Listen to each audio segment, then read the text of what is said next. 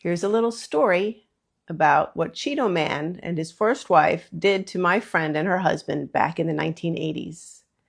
Back in the 80s, my good friend owned a jewelry store with her husband in Westchester, New York. And they had a huge jewelry catalog of designs they created themselves, and they were extremely popular. Well, Cheeto and wife number one wanted to buy these jewelry designs. They saw the possibility in them. They were beautiful, and they made an offer. So my friend and her husband signed all the contracts. They went through the whole shebang with lawyers, etc. And they received a down payment on the contract price for the designs. So once the down payment was received in accordance with the contracts, they handed over all the designs to Cheeto and his wife. Well, when the time came for the rest of the payment to be made, Cheeto and wife number one refused. They wouldn't give them a dime more. Nothing. And guess what this did?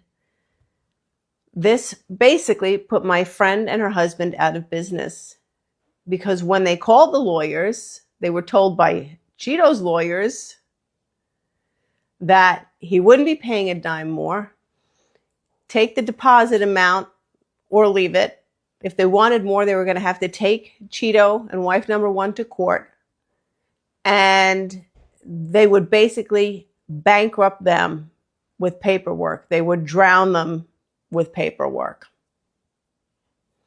Now, I'm not entirely sure who the lawyers were that told my friend this, but I suspect from what she said to me, the initials of this lawyer were RC.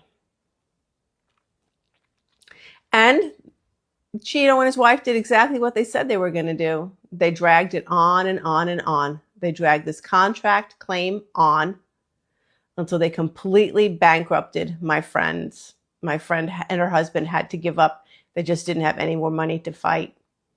So ultimately, because of the financial stress, they wound up getting divorced. So he did to them basically what you see in documentaries on Netflix. And I think there's another one floating around that Pink was involved in. And it's the same thing that Cheeto and wife number one did to contractors working on various developed properties in New Jersey, in a certain oceanfront community. So this is the man. This is the man we're stuck with. Corrupt to the bone. I hope it turns out different than the trajectory that we're on.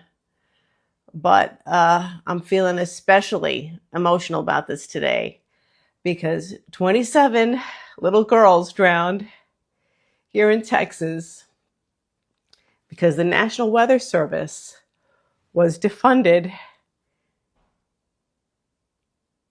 and so was FEMA.